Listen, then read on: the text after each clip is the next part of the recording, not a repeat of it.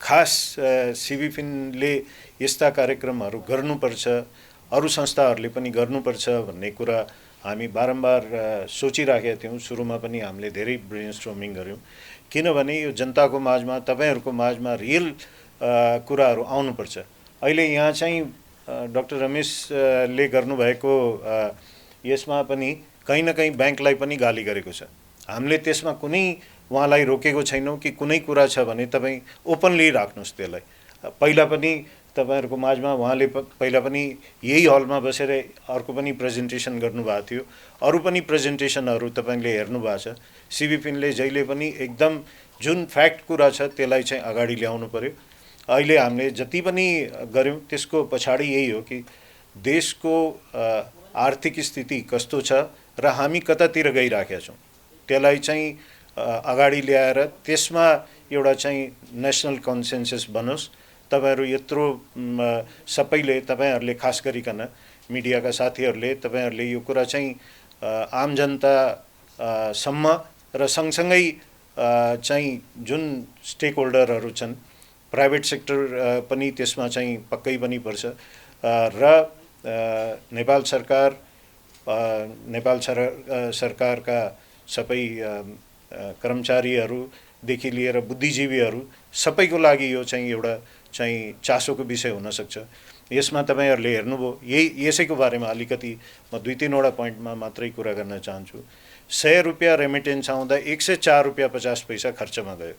त्यसले गर्दा इम्पोर्ट बढ्यो, ब्यालेन्स अफ पेमेन्ट घट्यो, ट्रेड डेफिसिट बढ्यो भन्ने कुरा उहाँहरूले छर्लङ्ग देखाउनु भएको छ। त त्यसलाई अब रेमिटेन्सलाई उहाँले पछि चाहिँ लास्टमा चाहिँ सजेसनहरुमा पनि भनिसक्नु भएको छ। त्यो चाहिँ हाम्रो अहिले मोनेटरी पोलिसी यसबाट नै मोनेटरी पोलिसीको सजेसन अघि भोज सरले राखिसक्नु भएको छ।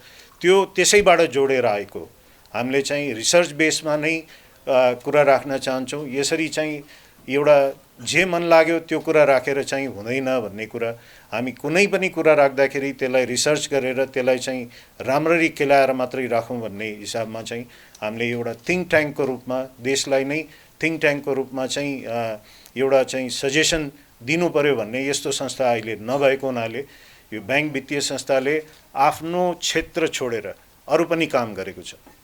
अघि भोसरले पनि राख्नुभयो हामीले मौलिक उत्पादनहरू खास गरिकन साना मौलिक उत्पादनहरू जुन फस्ट्याउन सकेका छैन त्यसको समस्याहरू के छन्, त्यसको अपर्च्युनिटीहरू कति छ, विश्वभरि एक्सपोर्ट गर्नको लागि नेपालभित्र पनि चिनारी छैन र विश्वभरि एक्सपोर्ट गर्नको लागि माग छ तर हामीले चाहिँ गर्न सकेका छैन।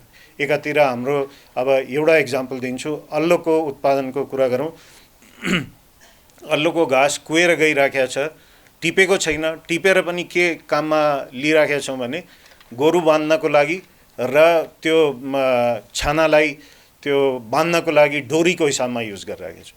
हाम्रो यति महँगो हाम्रो धरोहर हो त्यो, हाम्रो मौलिक उत्पादन हो, त्यसलाई चाहिँ हामीले प्रोसेस गरेर एक्सपोर्ट गर्न सक्यो भने त्यसबाट चाहिँ अपर्च्युनिटी आउँछ। तर वनको समस्यादेखि लिएर विभिन्न समस्याहरू छोडपुर्जी लिनको लागिदेखि लिएर काठमाडौँसम्म ल्याइ पुर्याउन अथवा जहाँसम्म ल्याइ पुर्याउनको लागि लाग्ने ढुवानी खर्चदेखि विभिन्न समस्याहरू जुन छ यस्ता कुराहरू समेटेर अलैँची, ठुलो अलैँची, अदुवाको एक्जाम्पल पनि म यहाँ अलिकति दिन चाहेँ। हामी 8 महिना जति 6-7 महिना जति एक्सपोर्ट गर्छौँ, भारत एक्सपोर्ट गर्छौँ। हाराहारीमा 30 देखि 35 रुपैयाँ किलोमा एक्सपोर्ट गर्छौँ। त्यही 4 महिना जब अदुवा फल्दैन त्यो बेलामा 105 रुपैयाँमा किनेर मगाउँछौँ। यसको मतलब हामीले 2/3 इन्डिया भारतलाई गिफ्टमा पठाएको जस्तो भएको छ। त त्यसको कारण के त? त्यो कारणलाई ओल्याएर त्यसलाई चाहिँ त्यसको सल्युसन गर्नु पर्यो।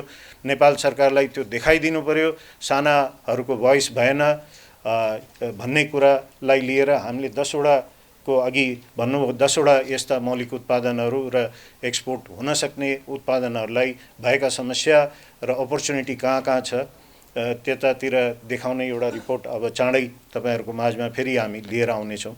यसको सँगसँगै अहिले 2टा टपिकमा अब अहिलेको जल्दो बल्दो विषय एउटा चाहिँ शेयर मार्केट पनि बनेको छ। सबैको चासोको विषय छ। हरेक मान्छेले, तपाईहरु पनि केही न केही लगानी पक्कै पनि शेयर मार्केटमा गर्नु भएको छ। साना इन्भेस्टरहरू, साना गरेका लगानीकर्ताहरू नै जहिले पनि समस्याग्रस्तमा हुन्छन्। ठुला लगानीकर्ताहरूले आउने पोलिसी, अस्ति राधाजीलाई मैले एउटा कार्यक्रममा भेट्ने मौका पाएँ।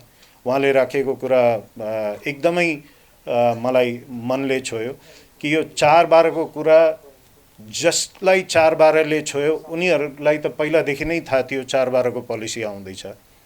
तर साना लगानीकर्ता जसलाई 4-12ले छोएको छैन, तर घाटामा उनीहरू पर्यो, किनभने शेयर मार्केट पर्सेप्सनमा चल्छ।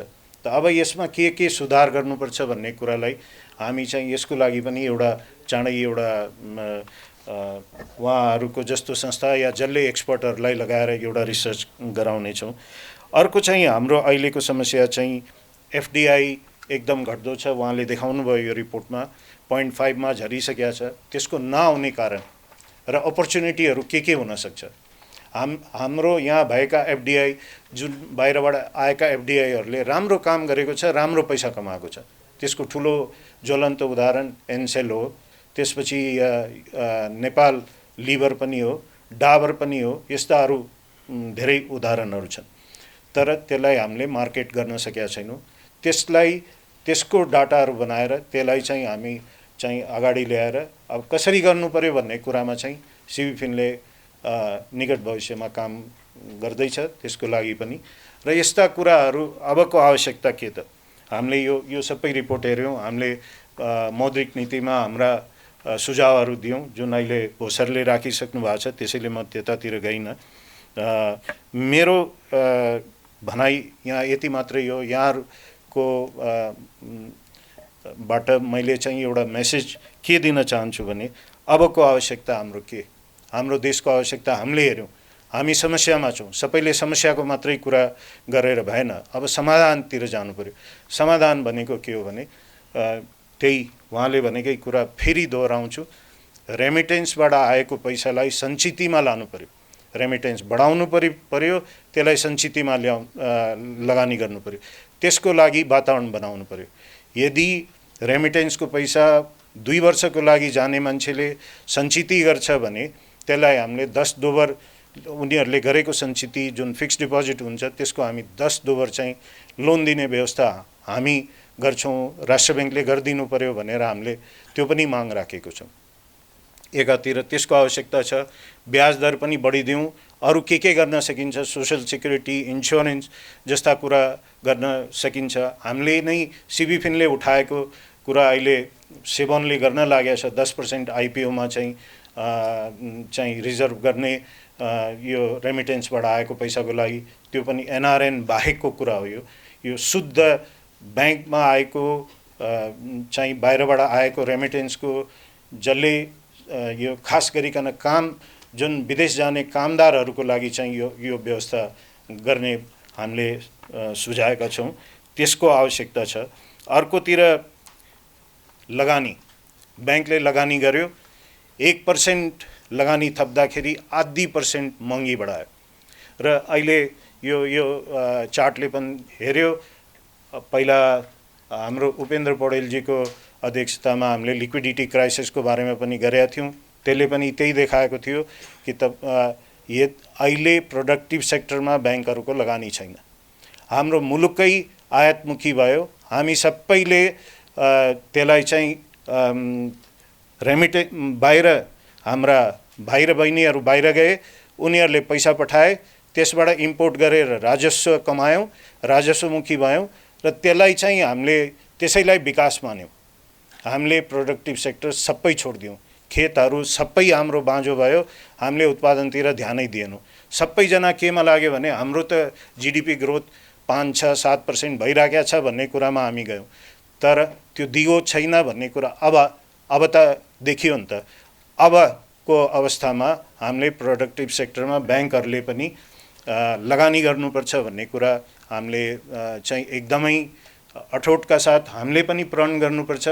सिबिफिनका सबै साथीहरूले पनि यो हेर्नुपर्छ। बैंकका सिओ साहबहरूले पनि र किनभने हामी चाहिँ संस्था भनेको हामी बैंक तथा वित्तीय संस्थाहरू पैसा कमाउनको लागि मात्रै होइन, हामीले आर्थिक सुधार देशलाई के आवश्यकता छ त्यो हिसाबको लगानी गर्न सक्नुपर्छ। त्यसको लागि हामीले मिलेर काम गर्नुपर्ने आवश्यकता छ। अहिले हामीले जसरी भए पनि कन्जम्सनलाई घटाउनु पर्यो, इम्पोर्टलाई घटाउनु पर्यो, एक्सपोर्टलाई बढाउने र आयात प्रतिस्थापन गर्ने उद्योग, खास गरिकन हाम्रो आफ्नो मौलिक उत्पादन र कृषि उत्पादन, वन्यजन्य वस्तुहरूको उत्पादनमा चाहिँ जोड गर्नुपर्छ। हामीले लगानी त्यतापट्टि पठाउनुपर्छ भन्ने कुरा छ। एफडीआईलाई बढाउनको लागि हामीले चाहिँ अब गर्नु एकदमै आवश्यक छ। त्यसको लागि चाहिँ हामी बैंक अहिले चाहिँ एफडीआई त्यो पनि एफडीआई नै भएको हुनाले मैले जोडेर भनेको, केही बैंकहरूले मात्रै बाहिरबाट कर्जा ल्याउन सक्षम भएका छन्। एडीबी, वर्ल्ड बैंक जस्ताले इन्डिभिजुअल बैंकलाई कर्जा दिँदैन, तर हामीले नै कार्यक्रम गऱ्यौँ। सिबिफिनले नै एडीबीसँग कार्यक्रम गर्दा $1 बिलियन दिनको लागि उनीहरूले सरकारलाई तयार छ।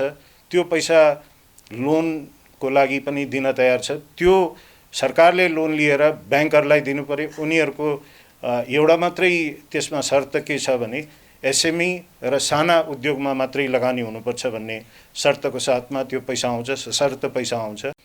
त्यो पैसा हामीले चाहिँ लगानी अहिले ल्याउन पाए, नेपाल सरकार र हामीले मिलेर ल्याउन सकेको खण्डमा हाम्रा साना उद्यमीहरू, हाम्रा भाइ र बहिनीहरूले काम गर्नको लागि अहिले हामीहरूले लोन दिन सकेका छैनौँ, जुन अप्ठ्यारो स्थितिमा हामी पुगेको छौँ त्यहाँबाट चाहिँ हामी उब्रिन सक्छौँ भन्ने यो पनि एउटा सल्युसन हुन सक्छ। अघि भोज सरले 25 लाखको गाउँघरको यो एएमएलको समस्याले गर्दाखेरि अलिकति यो डर त्रासको अवस्था, अस्ति 7 लाखको कुरा आएको थियो। यो डर त्रासको कुराले पनि पैसा डिपोजिटमा आइराखेको छैन। यो सिस्टमबाट बाहिर भएको पैसा महिला सशक्तिकरणदेखि लिएर त्यसले चाहिँ अहिले विकासमा नै टेवा पुर्ने भएको हुनाले 2 वर्षको लागि फिक्स्ड डिपोजिटमा ल्याउँछ भने त्यसको चाहिँ स्रोत नखोजियोस् भन्ने पनि हामीले यो पनि एउटा कुरा राखेका छौँ। यो पनि उत्तिकै जरुरी कुरा हो।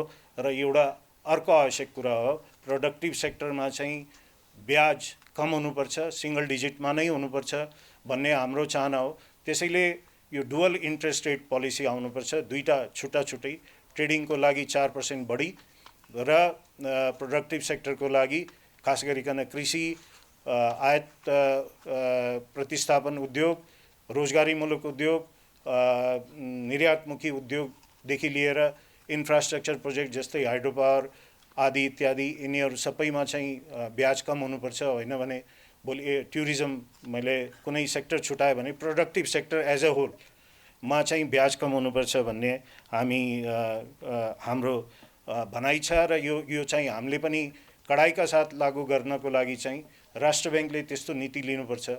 र एउटा अबको स्थिति के आएको छ भने यसले चाहिँ के देखाइराखेको छ भने हामी डेड एन्डतिर जाँदैछौँ, हामी अझ समस्यामा भोलि जान सक्छौँ भन्ने कुरा चाहिँ देखाइराखेको छ।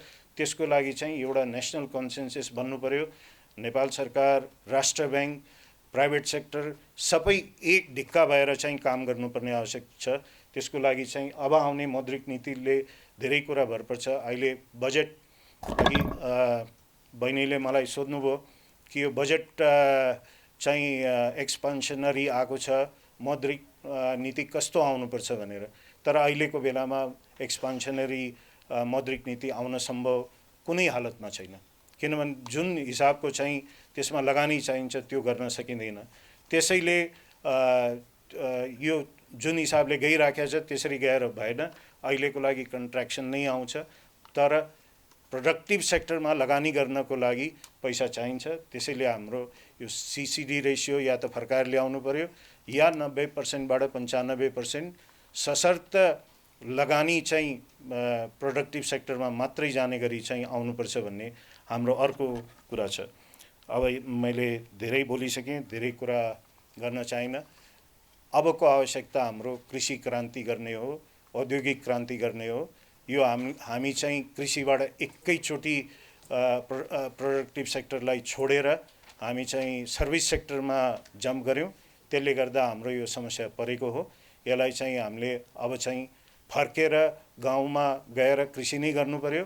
नेपाली भएर नेपाली लगाऊँ, नेपाली खाऊँ, भन्ने कुरा राख्दै म मेरो कुरा यहीँ टुङ्ग्याएँ। धन्यवाद। चाहिँ कस्तो पैसा आउँछ भन्ने यसको कारण के हो, यो यसको पृष्ठभूमिमा यो हामीले राखेको कारण के हो? खास गरिकन गाउँघरमा अहिले पैसा चाहिँ एक त ब्याङ्किङ सेक्टरमा त्यसै ब्याङ्किङमा त्यति विश्वास नभएको छ, त्यहाँ लोकलमै बढी विश्वास भएको, त्यहाँ साहुहरूलाई पैसा दिने या साहुहरूसँग पैसा लिने भन्ने छँदैछ, यो तपाईँहरू सबैलाई थाहा छ। त्यो हुँदाहुँदै म त आफै पनि गाउँ गाउँमा हिँड्छु, मैले हेर्छु पैसा धेरै छ, प्रशस्त छ पैसा, त्यसलाई अझै पनि सिस्टममा ल्याउन सकेका छैन। त्यसमा पनि मैले अघि पनि भने 7 लाखको कुरा आयो, 10 लाखको कुरा छ, त्यसले गर्दाखेरि एक किसिमको डर र त्रास छ एएमएलको। यो पैसा भोलि हाम्रो मासिने हो कि? म एउटा इक्जाम्पलै दिन्छु तपाईँलाई। म एकचोटि भद्रपुर ब्रान्चमा आफै पुगेको थिएँ, अनि त्यहाँ म्यानेजर साहबसँग कुरा गर्दाखेरि डिपोजिट किन बढेन यो क्षेत्रमा भन्दाखेरि यहाँ त किसानहरू बढी छन्, यहाँ चाहिँ पैसा अहिले घडेरी धेरै बनिरहेको छ, ट्रेडिङको काम धेरै भइरहेको छ, त्यसले घडेरीहरू पनि बनेको छ। किसानहरूले आफ्नो जग्गा बेच्छन्, तर किन्ने मान्छेले एकदमै कममा पास गराउँछ, किसानले थाहा पाउँदैन, उसले पैसा पोको पाएपछि खुसी हुन्छ, ब्याङ्कमा आयो डिपोजिट गर्न आयो, हामीले स्रोत हेर्नुपर्छ, हामी राजीनामाको कागज हेर्छौँ, त्यसमा चाहिँ अब 50 लाखको जग्गा बेचेको छ भने 10 लाख 12 लाख 15 लाखको कागज हुन्छ, अनि बाँकी पैसा लिन मान्दैन ब्याङ्कले। त्यो किसान डराएर त्यो एक पैसा पनि ब्याङ्कमा नराखिकन लिएर जान्छ, अनि त्यो अरू ठाउँमा त्यो पैसा आफूसँग भयो भने, हामी सबैको नेचर हो, पैसा भयो भने, पैसा देखिरह्यो भने खर्च गरौँ केही न केही गरौँ भन्ने हुन्छ। सञ्चितमा गयो भने गयो, होइन भने त्यही हुन्छ। त्यसलाई चाहिँ एउटा सिस्टममा ल्याउन खोजेको हो। त्यस्तै परेको बेलामा अब आफ्नो गहना गुडियाहरू पनि बेचेको हुन्छ, अरू पनि केही गरेको हुन्छ, यत्रो ब्याज छ भने त्यसलाई राखौँ भन्ने कुराहरूलाई पनि गर्न सकेको छैन। त यो मलाई यो कुरा चाहिँ तपाईँहरूले मात्रै होइन, गभर्नर साहबले पनि अस्ति यो कुरामा अलिकति डिबेटै पर्यो उहाँसँग पनि, यो किन ल्याएको हो, सिबिफिनले बारम्बार यो कुरा किन उठाइराखेको छ भन्ने कुराको यो पृष्ठभूमि चाहिँ यो मैले क्लियर गर्न चाहेँ। सिडी रेसियो र सिसिडी रेसियोमा हाम्रो कारण के? हामीले भन्न खोजेको यति मात्रै हो कि साना उद्यमी, घरेलु साना उद्यमी, उद्योग, प्रोडक्टिभ सेक्टर, यो प्रोडक्टिभ सेक्टरको पनि म त्यो दिन्छु पछि, यस्तालाई लोन गएन भने अझ हामी आयातमुखी हुन्छौँ, अझ हामी चाहिँ आयात बढाउनु पर्ने स्थिति आउँछ। भएका उद्योगहरू, भएका जुन प्रोजेक्टहरू चलिरहेका छन् त्यसलाई पनि कर्जा गएन भने भोलिको स्थिति अझ भयावह हुन्छ। त्यसैले हुन त यो जुन राष्ट्र ब्याङ्कले ल्याएको छ यो नीति गलत हो भन्न हामीले खोजेको होइन, तर कुनै न कुनै सोल्युसन चाहियो। जबसम्म अरू ठाउँबाट सोल्युसन आउँदैन तबसम्मको लागि अहिले श्रावणदेखि नै गाह्रो हुने भएको हुनाले हामीले बाध्य भएर यो कुरा राख्यौँ। अरू कुनै यसको कुनै कारण होइन कि यो चाहिँ सजिलो बाटो खोज्नको लागि हुँदै होइन। अर्को ठिक कुरा हो, हामीले गलत गरेछौँ, हामी सबैले मिलेर गल्ती गरेका छौँ। हामीले देशलाई चाहिँ हाम्रो बहिनी र भाइहरूलाई चाहिँ विदेश पठायौँ, त्यसबाट आएको पैसाले हामीले फुर्ती लगायौँ, हामीले सबैले त्यो पैसाको आम्दानीले चाहिँ खर्च गऱ्यौँ, हामी चाहिँ ठुला गाडी पनि इम्पोर्ट गऱ्यौँ देखि लिएर सबै कुरा गऱ्यौँ, सरकार पनि खुसी भयो, राजस्व आयो, यो कुरा पनि मैले अघि भने। यसैले ब्याङ्कले पनि त्यही गल्ती गर्यो। अघि एकजना भाइले सोध्नुभयो रिकभरी के हुन्छ, यदि कृषिमा लगानी गर्नुहुन्छ, उद्योगमा लगानी गर्नुहुन्छ भने रिकभरी के हुन्छ। अर्कोले सोध्नुभयो कि यो गल्ती तपाईँहरूले गर्नुभयो त यो कन्ट्राडिक्ट्री भयो कि भएन। हामीले पनि गल्ती गऱ्यौँ, तपाईँहरूले पनि गल्ती गर्नुभयो। यो पुलिस इन्सपेक्टरको काम त तपाईँहरूको हो नि त, तपाईँहरूले पनि त यो भन्नुपर्थ्यो नि त उत्पादक क्षेत्रमा पैसा गएन, तपाईँहरूले अनुत्पादक क्षेत्रमा गर्नुभयो। अघि बहिनीले भन्नुभयो गाली खायौँ रे, त गाली खाने होइन, त्यो कुरा होइन। यो चाहिँ हामी सबैले गल्ती गरेका छौँ। प्राइभेट सेक्टर पनि त्यतिकै दोषी छ। यतातिर अदुवाको कुरामा लगानी गरेनौँ, भण्डारणमा लगानी गर्नु पर्थ्यो नि त, प्राइभेट सेक्टरले गरेन। भण्डारण भयो भने, शीत भण्डारण भयो भने त्यसलाई हामीले भण्डारण गर्न सक्यो भने सबै सरकारले गर्न सक्दैन, यो हामी मिलेर गर्नुपर्छ। त्यसैले अबको आवश्यकता के छ भने गाउँघरमा भएको पैसालाई प्रोडक्टिभ सेक्टरमा कसरी लिएर आउने, डिपोजिटमा ब्याङ्कमा मात्रै होइन प्रोडक्टिभ सेक्टरसँग जोडौँ। यसको लागि सेभोनसँग पनि हामी कुरा अगाडि मैले सेयर मार्केटको कुरा गरेँ। त्यसैमा जोडेर के आउँछ भने एउटा कुरा मैले राख्न चाहेँ यहाँ तपाईँहरूको माझमा कि अबको आवश्यकता के छ भने अहिले के छ भने कम्पनी आउनु पर्यो, पहिला चाहिँ तयार हुनु पर्यो। अब हाइड्रो पावरकै कुरा गरौँ, तयार हुनु पर्यो, संरचना तयार हुनु पर्यो, लगानीकर्ताले पुरै पैसा, प्रमोटरहरूले पुरै पैसा राख्नु पर्यो, अनि मात्रै पब्लिकको पैसा ल्याउन सकिने। यो कुनै देशमा छैन, यो नेपालमा मात्रै छ यस्तो। यो चाहिँ अब खोल्नुपर्ने आवश्यकता छ। यदि सुरुदेखि नै अहिले 10-10वटा सेयर, मैले यो कुरा गरेरै यो कुरा राख्दैछु यहाँ, 10-10 सेयर भन्दा बढी कसैले पाउँदैन अहिले। यो पब्लिक आउँदाखेरि यो चिट्ठा परेको जस्तो हुन्छ। तर त्यसको लागि लागेको खर्च हिसाब गरेर र जति आफ्नो 100 सेयर को लागि अप्लाई गरेपछि 10 सेयर पाउने हो, त्यसमा लागेको खर्च, ब्याज सबै जोड्यो भने कुनै खास फाइदा हुँदैन। त्यसको सट्टा यदि सुरुमा नै लगानी गर्ने वातावरण बन्यो भने 100 सेयर, 200 सेयर, 500 सेयर सुरुदेखि नै लगानी गर्ने वातावरण अब चाहिँ खोल्नुपर्छ। केही कम्पनीहरूमा खोल्नुपर्छ भन्ने कुरा छ। त्यहाँबाट चाहिँ लगानीको स्रोत हामीले जुटाउनुपर्छ। आज इन्डियाको रिलायन्स इन्डियाको एउटा इक्जाम्पल धीरुभाई अम्बानीको मैले दिन चाहेँ यहाँ। उहाँले ब्याङ्कबाट लोन लिनु नै भएको थिएन जमानादेखि नै, सबै पब्लिकको पैसाबाट। उहाँ इन्टरप्रेन्योर हो, इन्टरप्रेन्योरले आफ्नो अलि लगानी गर्ने हो, अरू चाहिँ पब्लिकबाट लगानी गराउने हो। नेपालमा पनि त्यो हामी किन गर्न सक्दैनौँ? यो गर्नुको आवश्यकता छ। त्यसैले स्रोतको कुरादेखि लिएर हरेक कुरा यहाँबाट जोडेर आयो। मैले यो कुरा राखेँ। रिकभरीको कुरा गर्नुभयो अघि भाइले, मैले उठाएँ। ब्याङ्कले त रिस्क लिनु पर्यो नि त, क्यालकुलेटेड रिस्क लिनु पर्यो। यो सर्ट टर्ममा लोन गरेर यो सजिलो बाटो खोज्यो सबैले। हामीले बोर्डमा बसेर के गर्यौँ भन्ने, हाम्रो काम डे टु डे हेर्ने होइन, हामी पोलिसी म्याटरमा मात्रै हेर्ने हो। लगानीमा यो प्रोडक्टिभ सेक्टरमा कति जान्छ कति जाँदैन भन्ने राष्ट्र ब्याङ्कले दिएको कभनेन्ट बाहेक अरू हामीले हेर्नु हुँदैन भन्ने चाहिँ राष्ट्र ब्याङ्कको अवधारणा छ। अब चाहिँ हामीले हेर्न सुरु गरेका छौँ। सिबी फिन आएदेखि हामीले यो कुरा उठाउँछौँ कि हामीले चाहिँ आवश्यकता छ अब देशलाई अगाडि लैजानको लागि। अघि पनि मैले भने यसको लागि चाहिँ यो आवश्यकता छ कि अब चाहिँ हामीले यो सोच्नु पर्यो कि एक पैसा ब्याङ्कको लगानी गर्दाखेरि त्यो फलेर कति आउँछ, त्यो खर्चमा गइराखेको छ कि त्यो फल्ने पैसा हो, त्यो चाहिँ हामीले सोच्नुपर्ने आवश्यकता छ। त्यसैले अहिले सिसिडी रेसियो पनि सशर्त गर्नु पर्यो भन्ने कारण पनि त्यही हो। बजारीकरणको कुरा गर्नुभयो। हाम्रो रिपोर्टमा अहिले जुन अघि मैले रिपोर्ट भने मौलिक उत्पादनहरूको देखि लिएर कृषि उत्पादनहरूको लिन बजारीकरण पनि त्यसमा एउटा ठुलो एउटा त्यो छ। बजारीकरणको लागि पनि त्यतिकै आवश्यक छ।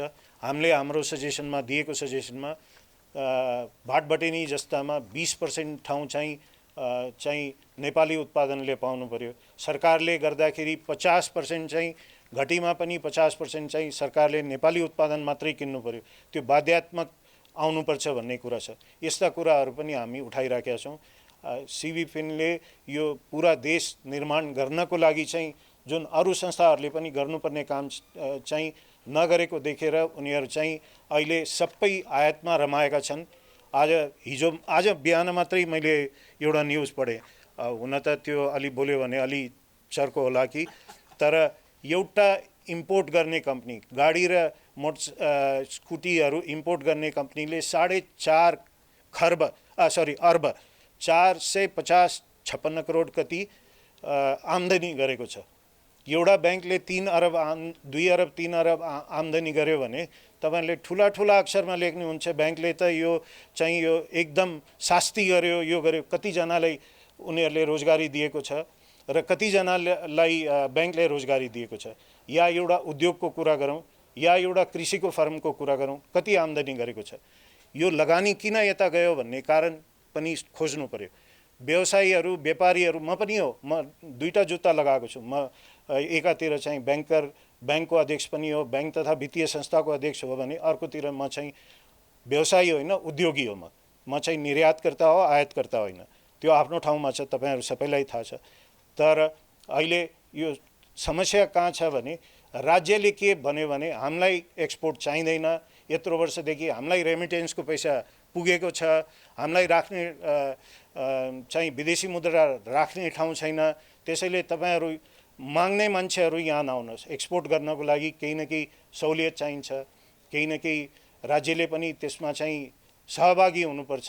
नेपालमा आयात प्रतिस्थापन गर्नको लागि पनि केही न केही सहुलियत चाहिन्छ, त्यो चाहिँ नमाग्नुहोस्। हामीलाई त आयातकर्ताले दिएको छ, उनीहरूले चाहिँ पुरस्कार दिने पनि सबभन्दा बढी राजस्व दिने। अर्थ मन्त्रालयको काम के हो? राजस्व दिने मान्छेलाई चाहिँ पहिचान हुन्छ र अर्थ मन्त्रालयमा मन्त्री आओस् अथवा सचिव आओस्, उहाँहरूको एउटै काम हो, विकासको लागि हेर्ने काम होइन। उहाँहरूको काम के छ भने राजस्व कसरी बढाउने, देशको राजस्व कसरी बढाउनेतिर, एकातिर मात्रै खर्च कसरी धान्ने र राजस्व कसरी बढाउने। यसरी चाहिँ अब यो हामी सबै मिलेर यो सोच चेन्ज गर्नुपर्छ। व्यवसायीहरू, उद्योगीहरूलाई त त्यसैले कृषि क्षेत्रलाई सबभन्दा बढी प्रफिटेबल बनाउनु पर्ने आवश्यकता छ। निर्यातमुखी उद्योग, उत्पादनमुखी उद्योग र आयात प्रतिस्थापन उद्योग र यो इन्फ्रास्ट्रक्चरका प्रोजेक्टहरूलाई चाहिँ बढी प्रफिटेबल बनाउनु पर्ने आवश्यक छ। यो एउटा 10 जना राखेर 4 अर्बको चाहिँ नाफा गर्न सक्ने देशमा कसरी विकास हुन्छ ल, तपाईहरु नै भन्नुस्। यसैले जबसम्म हामी सबैले सोच चेन्ज गर्दैनौँ, कुनै पनि देशमा यस्तो इम्पोर्ट गर्नेले यति पैसा कमाउन सक्दैन। 1000 करोडको 2000 करोडको टर्नओभर गरेर 400 करोड रुपियाँ कमाउन सक्ने कुनै पनि देश छैन विश्वमा। यो त नाफा त तब हुनु पर्यो जब कृषिमा यत्रो काम गर्छ भने, यति नाफा कमाउँछ भने त्यसलाई शाबासी दिनुपर्छ।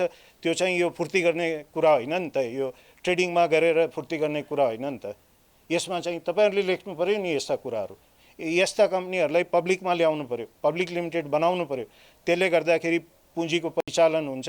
त्यहाँ भएकोलाई केही न केही रिजर्भेसनमा पनि जानुपर्छ कि अब यस्तालाई प्रोडक्टिभ सेक्टरमा पनि लगानी गर्नुपर्छ भन्ने कुराहरू तपाईहरुबाट आउनु पर्यो। यो कुरा हामीले सबै कुरा भन्दाखेरि यसै रिसाइरहेका छन्, अझ रिसाउने स्थिति आउँछ। त्यसैले तपाईहरुले यो कुरा बुझिदिनु पर्ने आवश्यकता छ। मलाई लाग्छ अनुत्पादक क्षेत्रको व्याख्याको कुरा गर्नुभएको थियो। जसले रोजगारी दिन्छ, धेरै रोजगारी दिन्छ र उत्पादक क्षेत्र भनेको भ्यालु एडिसन गर्छ देशभित्र। अघि डाक्टर रमेशले पनि भन्नुभयो, देशभित्र जसले भ्यालु एडिसन गर्छ, यो एसेम्बलिङ उद्योग भनेको उत्पादक क्षेत्र होइन। यस्ता जसले नेगेटिभ भ्यालु एडिसन गर्छ त्यसलाई चाहिँ उत्पादक क्षेत्र भन्न सकिँदैन। उद्योगको नाममा चाहिँ त्यो एउटा चाहिँ पोलिसी करप्सन हो भन्छु म त। यो त उत्पादन भनेको के हो भने कृषिमा काम गर्ने हो। कृषि प्रशोधन भयो, यो हाइड्रो भयो, किनभने यसलाई चाहिँ हामी एक्सपोर्ट पनि गर्न सक्छौँ। उद्योग भयो जसले चाहिँ या त आयात प्रतिस्थापन गर्छ, जसले भ्यालु एडिसन गर्छ। घट्टीमा पनि 30% भ्यालु एडिसन हुनुपर्छ, त्यसले चाहिँ रोजगारी दिएको हुनुपर्छ, त्यसलाई उत्पादक क्षेत्र भनिन्छ। यो उत्पादक क्षेत्र बाहेक जति पनि छन् सबै अनुत्पादक क्षेत्र भए। यसमा चाहिँ अन्यथा अर्थ नलागोस्, तर यो चाहिँ मैले भने।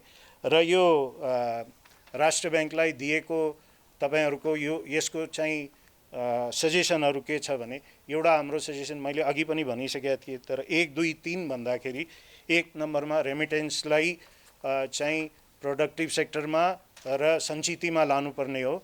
यो एउटा ठुलो पोइन्ट हो। अर्को चाहिँ अबको लगानी, यो सीसीडी रेसियोबाट या सीडी रेसियोबाट आउने लगानी चाहिँ ओन्ली प्रोडक्टिभ सेक्टरमा हुनुपर्छ, ट्रेडिङमा चाहिँ रोकिनुपर्छ भन्ने चाहिँ हाम्रो दोस्रो सजेसन हो। र तेस्रो चाहिँ डुअल इन्ट्रेस्ट रेट हुनुपर्छ, जसले चाहिँ प्रोडक्टिभ सेक्टर बाँच्न सकोस्। ट्रेडिङलाई बढ्यो भने, आज पनि अहिले कस्ट बढेको छैन, त्यति प्राइस बढेको छ बजारमा, तपाईहरुले पनि भोग्नुभयो होला, हामी सबैले भोगिरहेका छौँ। त्यसैले गर्दाखेरि ट्रेडिङ सेक्टरलाई ब्याज बढ्यो भने पनि समस्या हुँदैन, तर प्रोडक्टिभ सेक्टरलाई आज एउटा होटल छ भने उसलाई 8% बाट 14% ब्याज पुग्यो भने कहाँबाट तिर्छ? हाइड्रो पावर छ भने त्यही यतिकै ब्याज बढ्यो भने कहाँबाट तिर्छ? यसमा हामी पनि चिन्तित छौँ। यसैको लागि चाहिँ यो गर्नुपर्छ। मलाई लाग्छ मैले सबै कभर गरेँ। कुनै छुटपुट भएको छ भने राजेशजीले आफ्नो समपमा चाहिँ राखिदिनु पर्यो यदि कुनै छुटपुट भएको छ। ल, धन्यवाद। कन्स्पिरेटर, को कन्स्पिरेटर भन्छन्, त्यस कारणले अब हामी सबैले चाहिँ आँखा खोल्नुपर्छ होला। अब एउटा मैले चाहिँ यहाँहरूलाई भन्न चाहेँ, दुईवटा कुरा मैले भन्न चाहेँ। एउटा चाहिँ नि श्रीलङ्काको कुरा कसैले उठाउनु भएको थियो, हाम्रो देश श्रीलङ्काको रुटमा जाँदैन, यो कुरो चाहिँ तपाईँहरू निश्चिन्त भएर चाहिँ बस्नुभए हुन्छ। इकोनोमीको जुन स्ट्रक्चर छ अथवा श्रीलङ्काले जे कामको लागि उनीहरूले चाहिँ त्यत्रो फरेन एक्सचेन्ज बाहिरबाट बरो गरेर खर्च गर्यो, त्यो चाहिँ उनीहरूको इन्फ्रास्ट्रक्चर डेभलपमेन्टको लागि खर्च गरेको थियो र यो टाइममा आएर उनीहरूको इन्कम नभएको कारणले अहिले चाहिँ जुन उनीहरूको लायबिलिटी बाहिर पेमेन्ट गर्ने लायबिलिटीहरू चाहिँ जेनेरेट भयो, त्यसले गर्दाखेरि श्रीलङ्कामा त्यस्तो खालको अवस्था आएको। हामी कहाँ त्यो अवस्था आउँदैन। पहिला हेर्नुहोस्, त्यत्रो दशकभन्दा लामो माओइस्ट इन्सर्जेन्सीमा इकोनोमिक एक्टिभिटिजहरू त्यस्ता केही पनि भएका थिएनन्। पवनजीका फ्याक्ट्रीहरू सबै बन्द भएका थिए, अरूका फ्याक्ट्री पनि बन्द भएको थिए, कतिपय एक्टिभिटिजहरू भएको थिएन। त्यो बेला पनि हामीले सर्भाइभ गऱ्यौँ होइन। यत्रो पोलिटिकल अहिलेसम्म मैले देखेदेखि चाहिँ नि त्यो सुरुको 3-4 वर्ष 46 साल पछिको 3-4 वर्षभन्दा पिरियडभन्दा पछाडिको कुरा गर्नुहुन्छ भने हामीले पोलिटिकल स्टेबिलिटी, पोलिसी स्टेबिलिटी कहिले पनि पाएनौँ। त्यसको जिम्मेवार को थियो? तर तैपनि हामी अझसम्म पनि हामी फ्लोटिङ गरिरहेको छौँ। अनि भूकम्पपछि हामी त बर्बादै भयौँ भन्थ्यौँ हामी। त्यसपछि पनि हामी आफ्नो ठाउँमा बसिरह्यौँ। नाकाबन्दी भयो, त्यसमा पनि बस्यौँ र कोभिड पछिको सिचुएसनमा लास्ट इयरसम्म हामी बसेको, अहिले पनि हामी बसि नै राखेका छौँ। यो हुनेवाला केही पनि छैन। हाम्रो कन्ट्री राम्रैसँग अगाडि जान्छ। अलिकति अब आएर हाम्रो पोलिसी सिफ्ट हुनुपर्छ, त्यही रियल इकोनोमी प्रोडक्टिभ सेक्टरमा लगानी गरेर चाहिँ हामी अगाडि बढ्नुपर्छ। त्यो बाहेक अरू सल्युसन छैन। र अब जुन एसएमईमा लगानीको कुराहरू आएको थियो, एसएमईमा लगानी गर्नुपर्छ, त्यो चाहिँ हाम्रो सोल्युसन हो। त्यो पनि अर्को यही प्रोडक्टिभ सेक्टरको अर्को पाटो चाहिँ एसएमई सेक्टर हो। सानसाना एमएसएमई, एसएमई सबैलाई चाहिँ हामीले त्यसलाई चाहिँ बढावा दिनुपर्छ। र अब आएर यो एसएमईमा सेक्युरिटी भन्ने कुरो चाहिँ आउनु भएन। अब राज्यले पनि सेक्युरिटी नभइकन पनि लगानी गर्ने चाहिँ वातावरण तयार गरिदिनु पर्यो, ब्याङ्कहरूले पनि लगानी गर्नु पर्यो र एन्टरप्रेन्योरहरू पनि लगानी गर्ने व्यक्तिहरू पनि सिन्सियरली आउनु पर्यो। म चाहिँ ठग्छु भनेर आउने भने कि सिन्सियरली म कामै गर्छु भनेर चाहिँ आउनु पर्यो। म उत्पादनै गर्छु, सर्भिस अथवा चाहिँ सामानहरू चाहिँ म उत्पादन नै गर्छु भनेर चाहिँ आउनु पर्यो। अबको दिनमा म एउटा कुरा अरू थपिहालौँ। हामी सबैको फोकस भने चाहिँ नि भोलि कन्ट्रीमा यो टेलिभिजन सेट नआएर फरक पर्दैन, तपाईँको मोबाइल सेट धेरै नआएर फरक पर्दैन, हामीले त्यो नचलाएर फरक पर्दैन। हामीलाई 3टा कुरा चाहिन्छ। एउटा हाम्रो एनर्जी सेक्युरिटी चाहिन्छ, हाम्रो फुड सेक्युरिटी चाहिन्छ र त्यसपछि हामीलाई चाहिँ नि एनर्जी, फुड र मेडिकल। मान्छे बिरामी भएपछि हामीले चाहिँ उपचार गर्नको लागि औषधि मूल्यहरू चाहिँ हुनुपर्छ। यो 3टा कुरा चाहिँ हामीलाई चाहिन्छ। अब यो केही समय यो 3टा कुरालाई चाहिँ नि हामी कमी नहुने गरेर लगानी गर्नु पर्यो। अब सिडी र सिसिटीको कुरो पनि रिल्याक्सेसन जुन पवनजीले भनिसक्नुभयो, त्यो रिल्याक्सेसन चाहिँ दिन जरुरी छ होला केही समयको लागि। तर त्यो दिएको रिल्याक्सेसन चाहिँ नि यस हामी प्रोडक्टिभ सेक्टरमा मात्रै सानसानो लगानीहरू गर्नुपर्छ, रियल इकोनोमीमा मात्रै दिने गरेर चाहिँ हामीले गर्नुपर्छ भनेर यो कुरा यति 2-3टा कुरा चाहिँ मैले जोड्न चाहेँ। Thank you. रेमिटेन्सले हाम्रो देशमा कस्तो प्रभाव पारेको छ भन्ने हो। हाम्रो देशको जिडिपीमा 30% रेमिटेन्सको कन्ट्रिब्युसन छ। हामी रेमिटेन्स डिपेन्डेन्ट कन्ट्री हौँ र रेमिटेन्स डिपेन्डेन्ट कन्ट्री हुनु भनेको एउटा सुखद पक्ष चाहिँ होइन भन्छु म कुनै पनि मुलुकको लागि। यसले परिवारलाई छुट्याउँछ। छोरालाई चाहिँ बुवा भन्ने मान्छे हुँदैन घरमा, श्रीमती र श्रीमान छुटेर बस्नुपर्छ। त्यहाँमाथि झन् यो तथ्यले के देखायो भने हाम्रो दाजुभाइले जति मेहनत गरेर चाहिँ देशमा पैसा पठाउनुहुन्छ, त्यो पैसा चाहिँ देशले साधारण खर्चमा र यो कन्जम्सनमा सिधाइरहेको छ, आएको भन्दा बढी। र त्यसले गर्दा व्यापार घाटाहरू बढिराखेको छ। भन्दाखेरि यो अब 5-7 मिनट मात्रै धैर्यता चाहिँ पूर्वक बसिदिन अनुरोध गर्छु र हाम्रो उपाध्यक्षज्यूले आफ्नो मन्तव्यसहित यो कार्यक्रमको समापन पछाडि हामी रिफ्रेसमेन्टमा सहभागी हुनेछौँ। धन्यवाद। र यसरी मेहनत गरेर पठाएको पसिना र रगतको चाहिँ पैसा हामीले चाहिँ कन्जम्सनमा सिधाएर आज देशमा चाहिँ आर्थिक विकास हुन नसकेको स्थिति छ। र त्यसले गर्दाखेरि हामीले केही न केही नीति अवलम्बन गर्नै पर्छ। जुन अध्ययनले देखायो कमसेकम 2 वर्ष यसलाई बचतमा परिणत गर्नु पर्यो भन्दाखेरि बचतमा परिणत गर्नलाई केही मोटिभेसन त चाहियो। त्यसले गर्दा लङ टर्म फिक्स चाहिँ डिपोजिटहरूलाई बढी ब्याज दिनै पर्छ हामीले। आजको दिनमा ब्याङ्किङ सेक्टरमा एउटा ठुलो विकृति छ। त्यो के भने 3 महिने मुद्दती र 2 वर्षे मुद्दतीको एउटै ब्याज छ। यो हामी राष्ट्र ब्याङ्कलाई हामी अनुरोध गर्न चाहन्छौँ कि मुद्दतीको व्याख्या गरिदिनु पर्यो। मुद्दती भनेको कमसेकम 2 वर्षको हुनु पर्यो, अनि त्यसमा चाहिँ पाउनु पर्यो। त्यसले त्यो भएपछि बचतमा परिणत हुन्छ र त्यसले चाहिँ हामीलाई चाहिँ हाम्रो समस्यालाई केही समाधान गर्न मद्दत गर्छ। त्यस्तै गरी यो कन्जम्सन बढी हुनुमा अर्को एउटा कारण के छ भने हामीलाई लगानीको एभेन्युजहरू कम छ। हामी कहाँ रियल सेक्टरका कम्पनीहरू चाहिँ आइपिओमा आएका छैनन्। अरबौँ कमाउने कम्पनी पनि आज आइपिओमा आएका छैन। उनीहरूको अकाउन्ट ट्रान्सपरेन्ट हुनु पर्यो, जनतामालाई लगानी गर्ने ठाउँ पनि दिनु पर्यो। उनीहरूले प्रफिट यति गरेछ, देशलाई ट्याक्स पनि तिरेको छ, तर यिनीहरू चाहिँ आइपिओमा आएर जनतालाई पनि लगानीको ठाउँहरू भयो भने बचतलाई त्यसले पनि कन्ट्रिब्युट गर्छ। त्यस्तै बचतलाई अर्को कन्ट्रिब्युट गर्नुपर्ने कुरा भनेको हाम्रो देशको साधारण खर्च चाहिँ असाधारण रूपमा बढिराखेको छ र राज्यले पनि कसरी बचत गर्ने, कहाँ बचत गर्ने, कसरी बचतको सिर्जना गर्ने, कसरी खर्च घटाउने भन्ने कुरा राज्यले हेर्नै पर्छ। राष्ट्रिय बचत नगरिकन चाहिँ देश समृद्ध हुँदैन, सेभिङ हुनु पर्यो। त्यसले चाहिँ त्यसको लागि साधारण खर्चहरू घटाउनुपर्छ। यहाँहरूले याद गर्नुभयो होला, यसपालिको बजेटमा साधारण खर्च मात्रै बढेको छ, विकास खर्च बढेको छैन र विकास खर्च दिएको पनि खर्च हुन सकेको छैन हैन। त्यसले गर्दाखेरि यो कुराहरू हामीले गर्नुपर्छ। त्यस्तै गरी एउटा प्रश्न आएको थियो, बजेटमा एक्सपेन्सनरी छ, मौद्रिक नीति कस्तो आउनु पर्यो भन्ने कुरा। मौद्रिक नीतिले पनि अहिले के हेर्नु पर्यो भने मौद्रिक नीति बजेटलाई सपोर्ट गर्ने गरी आउनुपर्छ। एक्सपेन्सनरी आउँदा राम्रो, तर विदेशमा पैसा नजाने गरिकन। अर्थात् जस्तो हामी कहाँ सडक पूर्वाधार हाम्रै लोकल सिमेन्टबाट बनाउन सक्छौँ नि, पूर्वाधारमा खर्च गरौँ न हैन। त्यस्ता खर्च गर्ने एभेन्युज हामीसँग चाहिँ छ नि। त्यस्तै कृषि उत्पादनलाई सब्सिडाइज गरौँ न, विदेशबाट आयात नहोस् न त कृषि। हाम्रो बजेट राखौँ, खर्च गरौँ, तर देशभित्र खर्च गरौँ। देशभित्र गरेको खर्चले बजेटको चाहिँ लाइनमा पनि मौद्रिक नीति जान सक्छ र एट द सेम टाइम विदेशमा पैसा जानबाट पनि हामी रोक्नेछौँ। त्यस कारण यो कुराहरू गरेर हामीले कृषिको जन्य निर्यात बढाउन सक्छौँ। यो 3टा काम गऱ्यौँ भने एक्सपेन्सनरी बजेट मौद्रिक नीति आएर पनि चाहिँ पैसा देशभित्रै रहन सक्छ, इम्पोर्टमा चाहिँ जानु भएन त्यो पैसा। आजको आवश्यकता त्यही हो र यो अध्ययन प्रतिवेदन तयार गर्नुभएकोमा र यसलाई यहाँ प्रस्तुत गर्नुभएकोमा सिबिफिनको तर्फबाट म डाक्टर रमेश चन्द्र पौडेललाई धन्यवाद दिन चाहन्छु र यहाँहरूले पनि यसलाई राम्रोसँग बुझेर मनन गरेर जनता सामु लगिदिनु हुनेछ, सरकारवाला निकायहरूसँग लगिदिनु हुनेछ भन्ने अपेक्षा गर्दै यहाँहरूको समय र उपस्थितिको लागि धन्यवाद दिन चाहन्छु र कार्यक्रम समाप्त भएको घोषणा गर्छु। रिफ्रेसमेन्टमा हामी भेटौँला। धन्यवाद।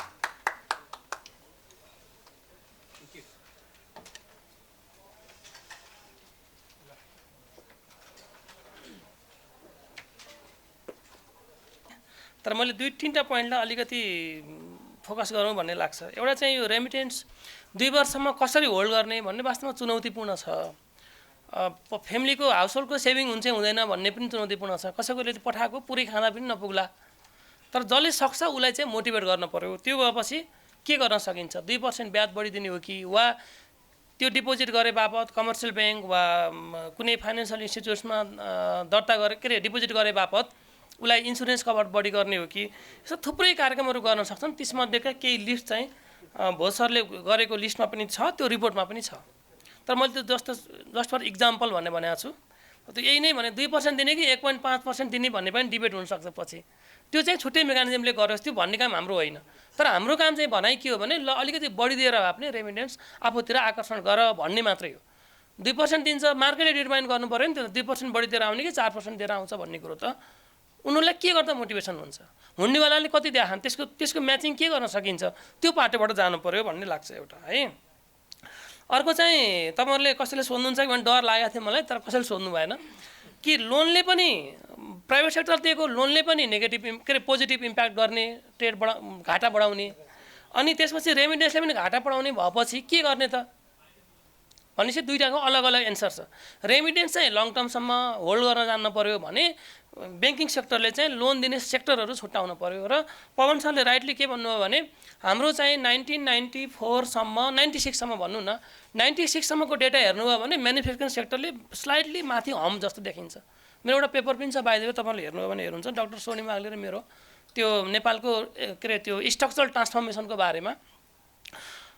त्यो 4-5 वर्ष अलिकति म्यानुफ्याक्चरिङ सेक्टर बुम हुन थालेको थियो। त पछि हामी गृह उद्योगमा भन्ने कि के भन्ने थियो, यो खालको इन्सर्जेन्सीमा गयौँ। त्यो गइसकेपछि मान्छेले उद्योगभन्दा अब सर्भिस सेक्टरमा बढी डाइभर्ट भयो।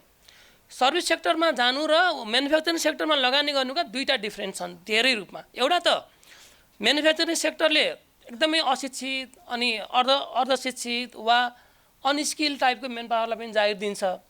त्यसले गर्दा हाम्रो बाहिर जाने रेमिटेन्स होइन, जसले रेमिटेन्सको कुरा गरिरहेको छ, बाहिर जाने मान्छेको सङ्ख्या नेपालमै बस्थ्यो, त्यसले त्यो कस्ट जोगाउँथ्यो एउटा। र सर्भिस सेक्टरले पनि रोजगार त दिन्छ तर थोरै मान्छेलाई दिन्छ भनेपछि सङ्ख्या भोल्युममा इम्प्लोइमेन्ट दिनको लागि म्यानुफ्याक्चरिङ नै चाहिन्छ। एउटा आइटी कम्पनी 50 लाखले खोल्नु र एउटा भनौँ न कुनै एउटा मसला उद्योगै भनौँ ल, दालमोड बनाउने उद्योग नै 50 लाख लगानी गरेर खोल्दाखेरि दालमोड उद्योगमा 15-20 जना मान्छे चाहिन्छ, आइटीमा 2 जना छुटेड बुटेड मान्छे भयो सुरुपरै भ्याइन्छ, अथवा फिलिपिन्स बसेर वा इन्डिया बसेर पनि त्यो काम गराउन सकिन्छ। भनेपछि मेन अन्तर चाहिँ यो हो कि म्यानुफ्याक्चरिङ सेक्टरलाई अलिकति फोकस दिँदाखेरि थोरै पुँजीमा पनि धेरै काम गर्न सकिन्छ। अब यहाँ ब्याङ्कको साहुहरूको अगाडि मैले त्यो भन्दा अप्ठ्यारो होला। ल अहिले चाहिँ कति खरब एउटा पुँजी चाहिँ भनौँ न ओनरहरू भन्ने हिसाबले, साहु त म पनि हो, थोरै थोरै सेयर ल्याए हामीलाई, तपाईँहरू पनि हुनु होला, मैले त्यो भन्न खोजेँ होइन कि लगानीकर्ताको हिसाबले ल एउटा ब्याङ्कलाई अहिले चाहिँ सरदरमा होइन 8-9 अरबको पुँजी मिनिममको कुरा गर्दैछु मैले। त्यो 9 अरब लगाउँदाखेरि त म्यानुफ्याक्चरिङ त धेरै इन्डस्ट्रीहरू बुम हुन सक्थे। नेपालमा गोरखाली टायर जस्तो टायर होइन बनाउन सक्ने हो भने त टाटा, इन्डियाको टाटा बिर्लाले यहीँबाट लान्थ्यो होला। त्यो गाडी पर्मानेन्टली बनाइन सकेको भए केले बिग्रियो त भन्दाखेरि म्यानुफ्याक्चरिङ सेक्टरलाई हाम्रो फोकस पुगेन होइन। अब त्यहाँभित्रको आन्दोलन धेरै कुराहरू छन् त्यहाँभित्र, तर मैले बुम चाहिँ म्यानुफ्याक्चरिङ सेक्टर बुम नभइकन हामी सर्भिसमा गयौँ भने लङ टर्म टिक्दैनौँ भनेको हो एउटा। त्यो दुइटै कारणले लगानीको हिसाबले पनि त्यो लगानी 60 सर्भिसमा गरेका छौँ, म्यानुफ्याक्चरिङमा छैन, अनि रोजगार कहाँबाट पाउने? यहाँ 50 लाखको लगानी गर्दाखेरि त 10 जनाले त जागिर पाउनु बाबा होइन। तर एउटा सामान्य कम्पनीमा गर्दाखेरि 2 जनाले पाउँछ, रिलेटिभ कुरा हो। तर बढी कसले दिन्छ इम्प्लोइमेन्ट भन्दाखेरि म्यानुफ्याक्चरिङले दिन्छ। अनि त्यो गऱ्यो भने आयात प्रतिस्थापन हुने भयो, यहीँ उत्पादन हुने भयो। यहीँबाट बसेर अमेरिकाबाट टन्ने डलर ल्याएर अनि फेरि राम्रो चिल्लो गाडी चढेकै छ त्यो त अहिले। त्यसले त हाम्रो विदेशी मुद्रा सञ्चित लगायत थुप्रै कुराहरूमा समस्या पार्यो। त्यसले गर्दा यहीँ उत्पादन गरेको चिजलाई अलिकति फरक गर्नुपर्छ भन्ने हो। अर्को चाहिँ यो उत्पादक र अनुत्पादक क्षेत्रको बारेमा चाहिँ यो वास्तवमा रिलेटिभ टर्म हो। सर्भिस सेक्टरले 2 जनालाई इम्प्लोइमेन्ट त्यही लगानीमा, म्यानुफ्याक्चरिङले 15 जनालाई देला, त्यो नेचरको हिसाबले फरक छ। र छुट्याउन चाहिँ के हो भने अलिकति इन्डस्ट्रीभित्र पनि जस्तै एग्रिकल्चरभित्र पनि एउटा चाहिँ लिङ्केज चाहियो क्या, ब्याकवर्ड फरवर्ड लिङ्केज भन्ने कति सुन्नु भएको छ। त्यो लिङ्केज हुने इन्डस्ट्री स्थापित हुनु पर्यो। तपाईँले इन्डियाबाट र मेटेरियल ल्यायो अनि यहाँ चाहिँ केही चिज उत्पादन गरेर त्यही मात्र टुङ्ग्यो भने त्यसले गरेन। त्योभन्दा नेपालमै र मेटेरियल उत्पादन गर्ने र नेपालमै त्यसको खपत पनि हुने र मौका पऱ्यो भने बाहिर पनि बेच्न पायो भने अझ राम्रो भयो। भनेपछि कुनै जमाना एउटा थियो कि नेपालगञ्जमा कपास उद्योग, बुटोलमा धागो उद्योग, हेटौँडामा चाहिँ टेक्सटाइल कपडा उद्योग होइन। त्यसको कहीँ न कहीँ इकोनोमिक थ्योरीले सपोर्ट गर्छ कि त्यस्तो कुरालाई। त्यो लिङ्केज हो नि। कपास उद्योगमा एउटा मान्छेहरूले आयो, त्यहाँ फोकस बन्यो। धागो उद्योगको अर्कै फोकस भयो, अर्कै टेक्नोलोजी चाहियो, अर्कै टेक्निक भएको मान्छेले काम पायो, र टेक्सटाइलमा अर्कै पायो। तर हामीले त्यो त मासेर गयौँ नि त, विभिन्न नाममा मास्यौँ, कहिले कसले मास्यो, कहिले कसले। म त्यो त व्यक्तित्व जानु जरुरी छैन। तर हाम्रो आशा चाहिँ के हुनु भने दे मस्ट बी इन्टरलिङ्क्ड। आलु मात्र उत्पादन गरेर पनि हुन्छ तर थोरै हुन्छ। तर आलुसँगै तपाईँले चिप्सहरू पनि यहीँ बनाइदिन थाल्नुभयो होइन। अनि त्यो चिप्सको पनि भेराइटिज अफ चिप्सहरू बनाइदिन थाल्नुभयो, त्यसका आलुकै चामल बनाइदिन थाल्नुभयो, वा त्यो खालको प्याक गरेर चाहिँ बाहिर एकचोटि सिधै मलेसिया वा सिङ्गापुर पठाउन सक्नुभयो भने त त्यहाँ इन्डस्ट्री पनि सँगै आयो नि त उद्योगसँग, के अरे कृषिसँग होइन। त्यो ढङ्गले इन्टरलिङ्क गरेर हेर्नु पर्यो र यसको चाहिँ इकोनोमीमा भ्यालु एडिसन कति छ। कृषिको बढी होला 40%, 50%, 60%। अब पाम ओइलै इम्पोर्ट गरेर बेच्दाखेरि 15-20%, 25% होला। भनेपछि इकोनोमीमा जति भ्यालु एड गर्न सकियो त्यति चाहिँ त्यो क्षेत्र उत्पादक हुन्छ। इकोनोमीमा भ्यालु एड नगरिकन गरेका सबै एक्टिभिटीहरू चाहिँ अनुत्पादक हुन्। त्यो भनेपछि तपाईँले वस्तु ल्याउनु भयो, 10 रुपियाँमा ल्याउनु भयो, 12 रुपियाँमा बेच्नु भयो भने त्यसले कम भ्यालु एड गर्यो। तर त्यही चिज खुर्सानी उत्पादन गरेर बेच्नु भयो 15 रुपियाँ भने त्यसले भ्यालु एडेड धेरै गर्यो। त्यसको आधारमा त्यो सर्भिस सेक्टर कति उत्पादक हो भन्ने छुट्टिन्छ, उत्पादन क्षेत्र त्यो हिसाबले डिफाइन गरेर जानुपर्छ जस्तो लाग्छ। र गभर्मेन्टले त्यो एक खालको गरेको पनि छ।